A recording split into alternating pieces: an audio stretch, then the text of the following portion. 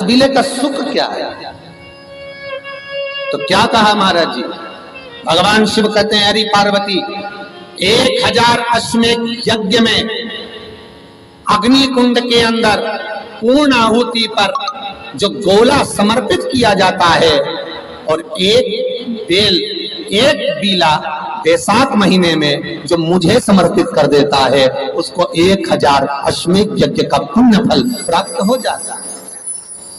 मात्र एक बेल।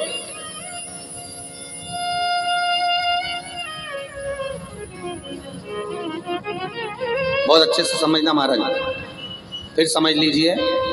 केवल सारे शिवलिंग में एक नर्मदेश्वर महादेव ऐसे होते हैं जिन पर कुछ भी चढ़ाओगे तुम खा सकते हो।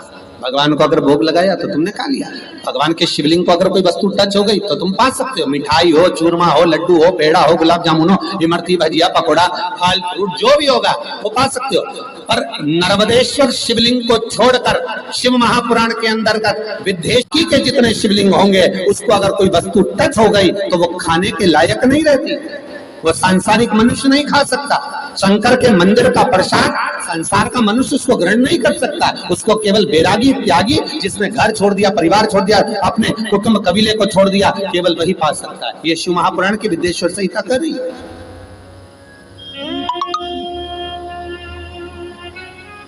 पर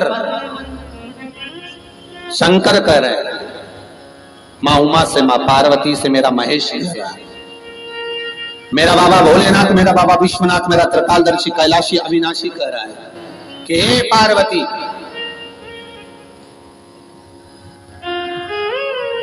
एक बीला, एक बेल जो मुझे समर्पित करता है, और समर्पित करने के बाद उस बेल की महत्वता देखिए, जो बैसाख महीने में बाबा शंकर को जो चढ़ाया जाता है, और 1000 अश्वमेध यज्ञ का पुण्य फल हम प्राप्त कर लेते हैं मात्र फल चढ़ाकर, मात्र फल चढ़ाकर।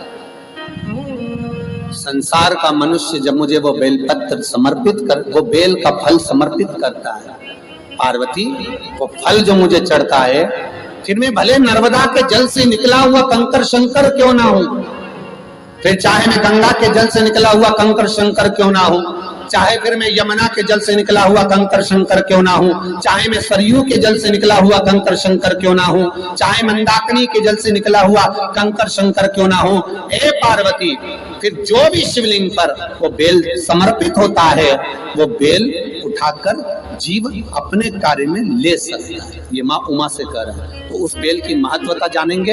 अब अपन उस बेल को जानने के लिए वापिस स्कंद पुराण में चले, तो स्कंद पुराण में लिखा हुआ है कि जो बेल बैसाख के महीने में शंकर को चढ़ाया जाता है, वो बेल का फल उठाकर रख लिया जाता है।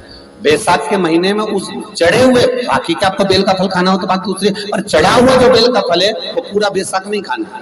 बैसाख के बाद में अगला जो महीना आए, उस महीने के अंदर उस फल के अंदर का गुर्दा निकालकर उसको सुखा लीजिए, और सुखाकर जिस व्यक्ति को पथरी की बीमारी हो और जिस व्यक्ति को पेट में बहुत भोजन पचता ही नहीं है, पूरा शरीर पाचन क्रिया बेकार हो गई, उस व्यक्ति को केवल 7 दिन तक शंकर पर चढ़ा हुआ वो बेलपत्र प्रदान कर दीजिए। पथरी भी बाहर और पाचन क्रिया भी ठीक, जिंदगी भर तकलीफ नहीं।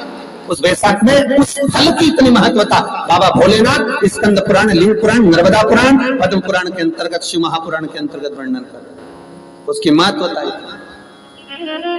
वो बेल का फल साधारण नहीं हो सकता।